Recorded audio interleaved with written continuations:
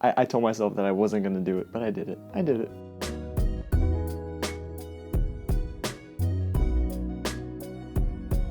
What's going on, guys? James here, and I'm gonna keep it real with you. The Addams Family is not as bad as I thought it was gonna be.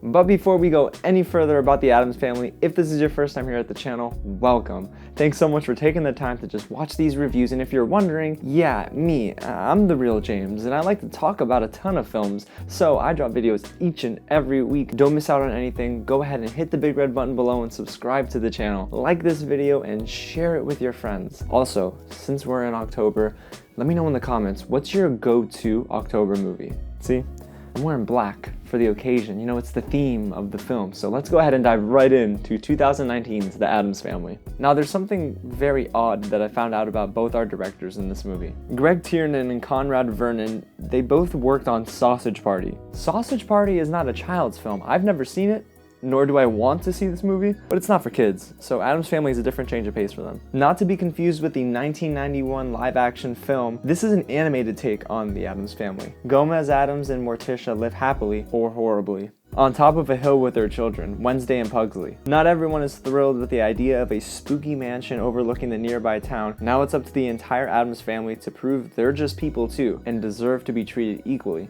by their neighbors. Now, to start with what I did like about the film, Oscar Isaac. Boy, he's full of charisma, humor, charm. I mean, he buys all the way into his performance, and I think he's the best fit for this role as Gomez Addams. By the time the credits ran at the end, I just wanted a movie that featured everything Oscar Isaac. I think he's a gem. He's one of Hollywood's starling childs. I love Oscar Isaac in this movie, and I think he was perfect for the role. I also liked Chloë Grace Moretz, who voiced Wednesday Addams. I remember as a kid, this film having some sort of petty character, and that person is Wednesday. So she definitely brought all of that sort of attitude to the film. Now, as for the story itself, I think that the beginning is strong, and the end is strong enough. I mean, both sort of moments have decent pacing, and the humor was at least a little bit relatable for me as a 26-year-old. Kids were laughing at anything and everything, but I thought that the writers did a decent enough job in those moments to kind of just keep me engaged. As for the script, I mean, the Addams Family is kind of a weird family for children to understand. In this movie, at least they made it kind of understandable for children.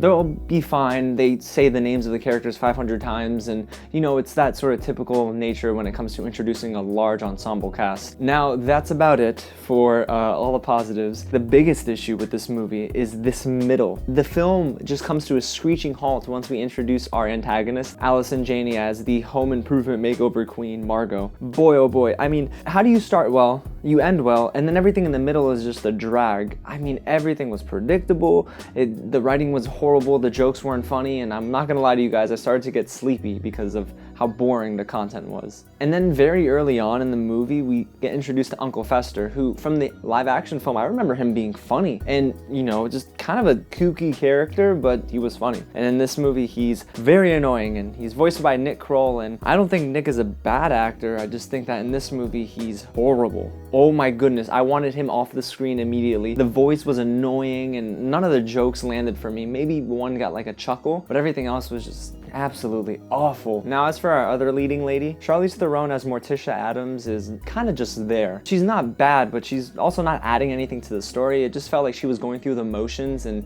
kind of coasting through everything from beginning to end. Oh, and a side note about another character. Y'all remember Cousin It, right? All the hair very long with the glasses, and you don't really see a face, and kind of just like floating and stuff. Yeah, so the movie credits Snoop Dogg as It, but I don't hear that, and I don't know why the character was even introduced if you're going to not use it that well. It didn't work for me, and I'm not gonna lie, it just was kind of stupid. Now, as for the animation style, by the end of the film, I didn't really think that the animation style was up to par. It felt kind of dated. So overall, this is a fun time in the beginning and the end, and basically whenever Oscar Isaac is on screen. There's definitely enough for children to laugh at and for families to kind of bring their kids to, but adults might find the story and jokes just a bit too boring and juvenile. I guess you could say it's dreadful.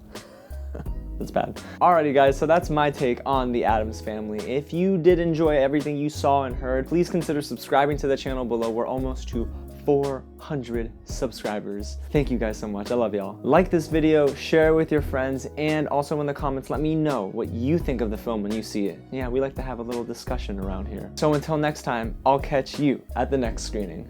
I'm gonna do it again.